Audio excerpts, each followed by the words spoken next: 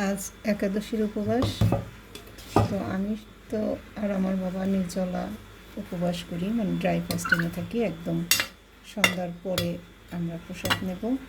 তো তিতিরের জন্য, তিতির তো করে না ড্রাই ফাস্টিং, তো ওর জন্য যে খাবারটা দুপুরে করি সেটা একটু শেয়ার করি আপনাদের সাথে। একাদশীর খাবার এখানে হচ্ছে আমি পোলাও করে নিয়েছি সাবু দিয়ে, আর পনির দিয়েছি। এখানে আছে আলু, কলা আর মিষ্টি আলু ভাজা, এটা ভাজা করে নিয়েছি। আর এখানে আছে একটা সবজি,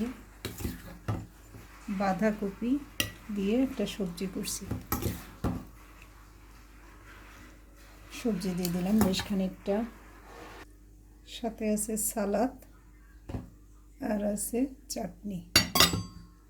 এই হচ্ছে ওর মানে দুপুরের খাবার। এটা হচ্ছে একাদশীর দিনের খাবার। এতটা হয়তো ও খেতে পারবে না, দেখি যতটা খায় একটু বেশি করে দিলাম। তো একাদশীর দিনেও কিন্তু এভাবে আপনারা ইচ্ছা করলেই একটা স্বাস্থ্যকর সুস্থ খাবার দিয়ে আপনারা একাদশী উপবাস পালন করতে পারেন।